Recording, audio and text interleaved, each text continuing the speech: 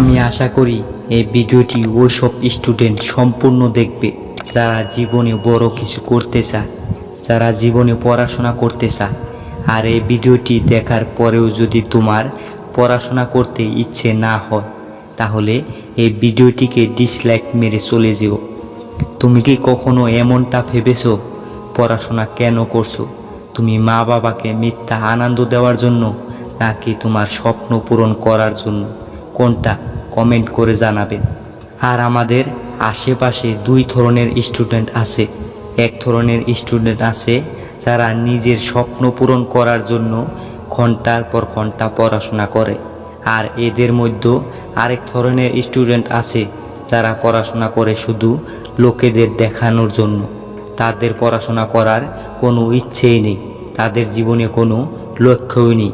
তাই তারা ইউটিউবে ঘন্টার পর ঘন্টা মোটিভেশনাল ভিডিও দেখার পরও তারা পড়াশোনায় মনোযোগ দিতে পারে না। তারা অল্প কিছু টাকার জন্য কঠোর পরিশ্রম, কঠোর মেহনত করতে চায়, কিন্তু প্রতিদিন 3-4 ঘন্টা পড়াশোনায় কষ্ট করতে পারে না। তাদের একটাই ধারণা, আজকে আনন্দ করব না তো কখন আনন্দ করব? এই তো সময় আনন্দ করার, এই তো সময় বন্ধুদের সাথে আড্ডা দেওয়ার। এইসব করতে যদি উঠে পড়ে লেগে থাকো, আর আজ যদি তুমি তোমার সিদ্ধান্তকে না বদলাও, তাহলে কাল তোমাকে আফসোস করে জীবন কাটাতে হবে, আর কালকে আফসোস করে কোনো লাভ হবে না। তাই সময় থাকতে পড়াশোনা করো। এই তো সময় পড়াশোনা করার, আর এই সময় দেখতে দেখতে চলে যাবে, তুমি বুঝতেই পারবে না।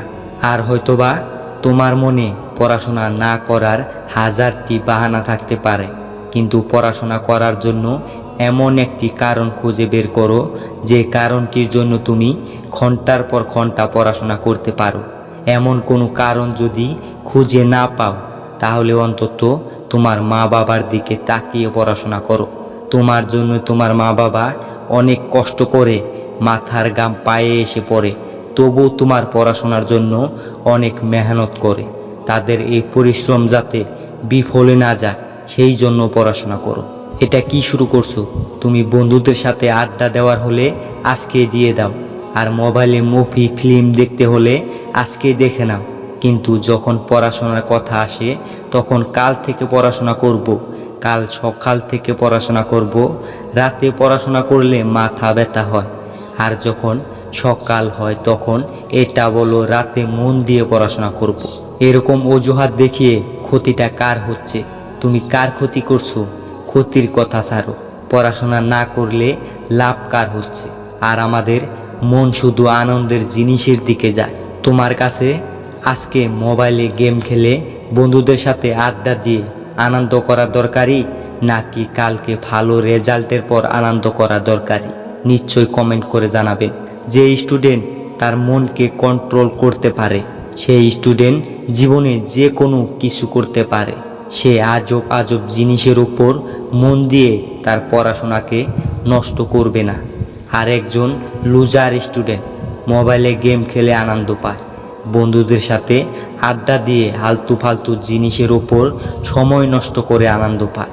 কিন্তু একটি টপার স্টুডেন্ট পড়াশোনা করে আনন্দ পায়, পরীক্ষাতে ভালো রেজাল্ট করে আনন্দ পায়। আর তুমি 8-10 ঘন্টা পড়াশোনা করেও তুমি নিজেকে এটা বলো যে আমি আজকে কালকের থেকে কম পড়াশোনা করেছি, তাহলে তুমি আন্দাজ করে নিও তোমার সফলতা আর বেশি দূরে নেই। আর তোমার স্বপ্ন পূরণ করার দায়িত্বটা কিন্তু তোমারই। আর যেভাবে তোমার খাবার খাওয়াও জরুরি, ঠিক তেমনি তোমার জীবনে পড়াশোনা করা জরুরি। আর যদি তুমি পড়াশোনার প্রতি অনেক কষ্ট মেহনত করো, তখন কিন্তু তোমাকে টপ করতে কেউ তোমাকে আটকাতে পারবে না। আর যদি তুমি তোমার স্বপ্নকে পূরণ করার জন্য দিনরাত পরিশ্রম করতে পারো, অনেক কষ্ট মেহনত করতে পারো, তাহলে কমেন্ট বক্সে লিখে যেও আমিও পারবো। আজকের ভিডিওটি এই পর্যন্তই।